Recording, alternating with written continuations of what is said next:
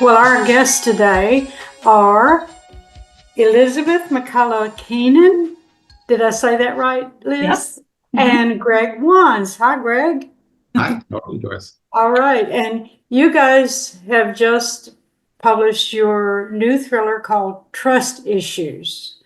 Um, Tell us first what Hazel and Kagan's personal troubles are in their relationship with each other. Mm, I'd like to uh, start with that. Okay. that great place to start. Hazel and Kagan are adult siblings. They have been somewhat estranged from their mother and to some extent from one another for quite a few years. When they suddenly are shocked with the news that their mother has died under mysterious circumstances. Mhm. So the siblings have to sort of navigate the situation.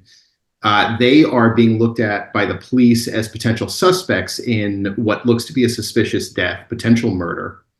Meanwhile, they are trying to pivot blame toward their stepfather, Perry, who has been in their mother's life, not as much in theirs over these years. And they are trying to paint a picture of Perry being this nefarious con man who ends up absconding with what is essentially their inheritance. Mhm. So there's a lot of back and forth between the siblings. They're having to navigate what has been a little bit of a fractured sibling relationship, along with a parental relationship that has been, again, estranged for these last several years. And the story really takes them on a journey after they decide that they're going to go after Perry themselves without very much help from the police.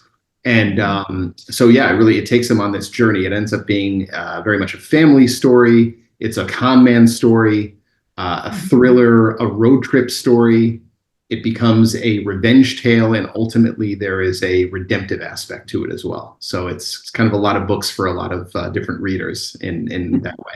It about most of my questions. Did I get them all? Well, like what triggers the siblings' suspicion that Perry is not all what he claims to be? Mm. Well, after the siblings get the news about their mom dying, they're of course really shocked and kind of going through all of the layers of grief and mourning. But they want to connect with Perry kind of as soon as possible because there is money at stake. And both Hazel and Kagan, for various reasons, are in financial dire straits. So the news of their mom dying, of course, is really upsetting for a number of reasons, mainly because they've both been estranged from her and not really known what's been going on in her life. But they have a lot to gain from the inheritance they're expecting. So when they connect with Perry, they want answers to questions that there are a lot of, and he's incredibly evasive. And when it comes to the money, he basically breaks the news to them that they're really wrong about what they think they're getting and what they deserve and why. So it's kind of a twofold thing where his evasiveness about their mother's life leading up to her death, her actual death, and then he pretty much turns it on them like it's their fault, coupled with the fact that there's no money, leads them on this kind of course of he's the bad guy, he's the villain. They just have to figure out what it is about him that's the crime. So how do these to go about trying to prove that Perry is a con man and a fake without revealing all of the story? Right. Well, it starts as this sort of nebulous feeling, I think, between the siblings themselves. As we've mentioned, they didn't have a lot of direct contact with Perry. A little bit more earlier in the relationship, certainly not as much now. And what they start to do, they start to hypothesize that Perry has been subtly isolating their mother from them over the last few years, and that he's been kind of steering the ship in a very calculated manner towards isolating the family, kind of driving a wedge between the siblings and their mother, and then ultimately doing this for his own financial gain. Now, there's a little bit of cognitive dissonance for both of the siblings, as you find out as you sort of read the book and as the story progresses, where you're also not quite sure. It's a con story in a larger sense, and you're not quite sure which of these narrators is in fact the most reliable, if anyone is reliable at all. So that is, I think that also gives the reader a lot to play with, because the reader goes in potentially with certain expectations about these characters from the first act, and by the third act we may have gone in different directions. There are different layers that sort of peel away, and by the end of it you'll get more of an objective sense of really what part and what responsibility all of these various characters have in the estrangement and in the ultimate tragedy. Yes, it comes together very well. You two have co-authored several internationally best-selling books under the name E.G. Scott. And you host a podcast called Imposter Hour, which intrigues me. How did you guys ever get together, and how did you come up with this specific story idea? Well, we met our first week of freshman year in college. We were theater majors at Marymount Manhattan College in New York City. So we started out as actors, both with a desire to write. And we just stayed really close friends for many, many years. We shared a lot of the same tastes in books and movies and music. We always kind of gravitated towards mysteries and noir and crime. We love Hitchcock. We love David Lynch. There are so many writers we shared. And we got to a point where we were like, we just need to write something together. And that felt like the thing that was going to really solidify us both finishing a full project. So we just found ourselves in a place in our lives where we were both going through really difficult, challenging times, and came up with the idea for our first book and started writing in earnest and volleyed the chapters back and forth. And that was the beginning of our writing duo. And 4 books later, we're at Trust Issues, and I'll let Greg talk about how we came up with that idea. Okay. Well, Trust, with each book, what we've done is we, as Liz mentioned, we have a lot of the same tastes, and in the realm of mystery and thriller, we enjoy a lot of the sort of the subgenres. So each book that we've done together, we've had a little bit of a different. They all, I would say, are umbrellaed under psychological suspense. But our first one was more domestic suspense. Our second one was a little more of a trust no one story. Our third was a locked room mystery. This is a con story. We've long been really intrigued by the idea of the con man. It's such an evergreen presence and character, both in fiction and in real life. I mean, con men have infiltrated all aspects and walks and realms of life. And it felt like, with everything going on around various stories in the news and all of this, we decided, how could we take a crack at writing a con story?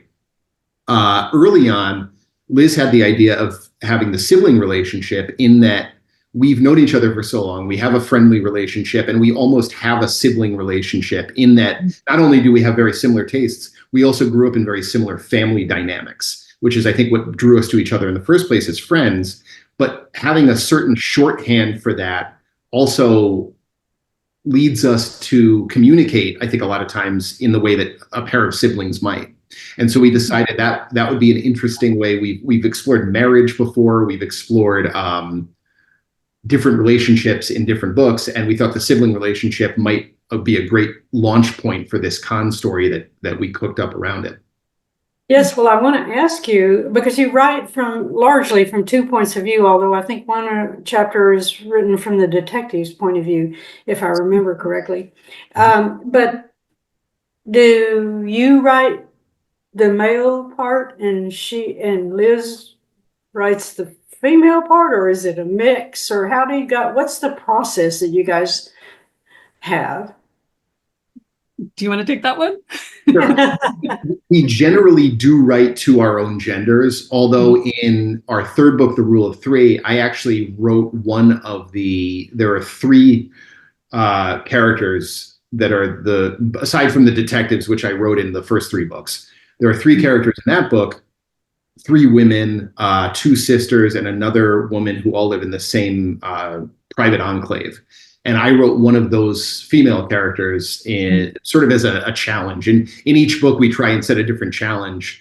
And for that one, I figured we'd see if I could tackle a female character POV. And in that one, I wrote a husband, which was really fun. And she wrote right, right.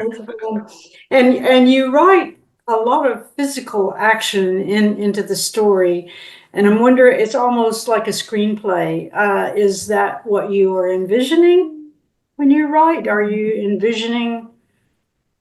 Oh, that's a really good question. I don't think we've ever gotten that before. Yeah. I mean, I think that a lot of that comes out of having been actors and writing plays, and Greg's written screenplays.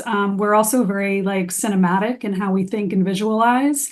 And a lot of, I think, our cultural and artistic touch points are film and TV series in addition to movie and in addition to books. So I think that when we are both, creating the stories, whether we are spitballing or going back and forth or actually in the writing process, I certainly think cinematically. I think Greg does as well. So I think that's probably what's coming through in the writing.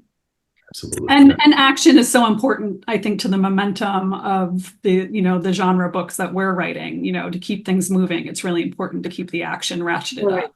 Right. And I'm intrigued that you write in the present tense, but sometimes it seems that you switch between the omniscient and some sort of subtle first person viewpoint or something. I mean, how do you do that? How difficult is that? Or am I off base on that? No, you've actually nailed it. We've done with this book, with Trust Issues, this is the first time that we have written in third person. Our first three books, we all wrote first person present. Liz, was it? Mm-hmm. Present, I think, for all. This one, we're doing third person past tense. So once again, we wanted to switch it up a little bit. This is a little bit of more of a standalone from the first three. So we wanted to switch it up and change again, partly to challenge ourselves. We like to change the mode of storytelling a little bit. To give ourselves a challenge to make sure that we're really engaged in the story. And I think that this one, so we probably do switch a little between first, third, omniscient, close third, from doing it for a while, and from sometimes it's chapter to chapter, depending on what works best for a particular character or a particular POV or event. Sometimes we'll massage that a little bit as well. Yeah. Tell us about your publishing journey. How did you find your first agent or publisher, and how difficult was that? So our publishing journey is a little bit unique in that it was a bit of an inside job in the sense that I got into book publishing right out of college. So I met our literary agent, Christopher Schelling, who's with Selectric agency. I met him when I was a baby publicist at Simon & Schuster. And I did publicity campaigns for a number of books that he repped. And then, Greg met him over the years, and, Chris knew we were writing separately, and we kind of surprised him, letting him know we had written The Women Inside kind of in secret.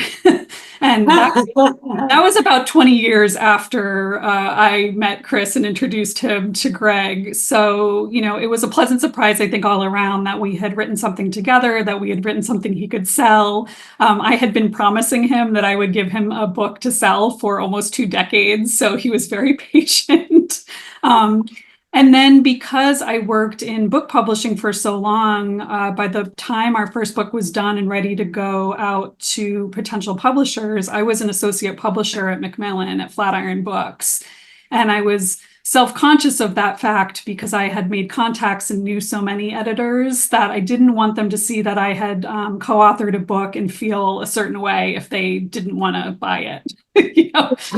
So that's why we utilized a pen name to kind of have the anonymity in that. And we were just really lucky that we had multiple publishers who really liked the book, were intrigued, interested, and ultimately bid on it. So we found our agent a long time ago, and we were writing for a long time, but the woman inside and that whole process kind of came together in what felt quick, like it was a quick process.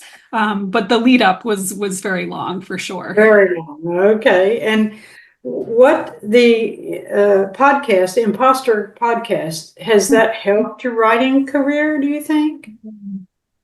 I would say so. It's what the premise of the podcast, we call it Imposter Hour, largely because to some extent we are writing about cons, and there are a lot of con stories and imposter characters and things in thriller and mystery and suspense writing. But the main thrust of it, and really Liz gets the credit for this because she came up with this idea, which I still think is brilliant. She had the idea in our now several year long publishing career, as we've gotten to meet more authors and have conversations with authors, be on panels with authors at various book festivals and things like that. Inevitably, we found that creatives in general, certainly writers, experience imposter syndrome. Everyone has some version of imposter syndrome that seems to come up very organically in the conversation around writing and around navigating the publishing industry. And Liz had this idea of what if we did a podcast where essentially the entry point for the conversation was this idea of imposter syndrome and how it's this everyone has some version of it. And really there's such importance in community, I think, around creative work. And we decided that would be our entryway to these discussions around community and around, this idea of the imposter. Mm-hmm. What are the advantages and disadvantages of writing as a team? Well, I think the advantages far outweigh the disadvantages, and the main benefit in my experience is the accountability. Before I was writing with Greg and I was just working on my solo projects, I wouldn't finish something because of what Greg was just talking about, this imposter syndrome, this self-doubt. But now if I know that I owe a chapter to Greg, I will sit down and I will finish it because I have loyalty, I have respect. I really get excited to read what he's going to return, when I send my chapter. So the accountability has, really kind of leveraged a trust and a safety that I've had in this long held friendship into productivity, which I didn't always have as a solo writer. Wow. So that's one of the many advantages. And then I would think that the only disadvantage I can think of is there's a little bit, I think, of a creative codependence now that I have, where, when I set out to work on my solo projects, I find myself still kind of thinking about like the projects that Greg and I are either about to publish or what we're working on next. And I have a little bit of a creative attention deficit. So I have to say like, okay, I'm focusing on my thing and, my project with Greg is over here. But, these are really good problems to have. And there's not a day that passes that I'm not like incredibly grateful that I don't have to walk this path alone, because writing is so isolating and so lonely. Yes, it for is. many. Yeah. Yeah, and you don't. You really haven't felt like you ever wanted to quit. I mean, I feel like I want to quit every other day. I was going to ask you, do you feel like when you look at the work, do you still feel that it's just a pile of, you know what? Do you have that? Yeah. I feel like that changes with the direction of the wind. I mean, it really is. Some days you wake up and you feel pretty good about what you've written yesterday or what you're about to write today, and oftentimes you wonder what the point of all of it is. It's really and again, that goes back to this imposter thing. I think with the creative arts, you don't necessarily have a framework where you can say, okay, this is the next step. You don't have these tiers. You don't get the raise and then the pay bump and the promotion in the corner office and the big window and all that stuff. It's there are so many times, and this is another thing that we talk to with other authors about, where, as many books as you've written, every book in some way feels like the first time you're even attempting to write a book. There is a cumulative experience, But just as often, I think that cumulative experience sort of goes out the window. And every time you sit down to write a new project, it kind of feels like you have no idea what you're doing.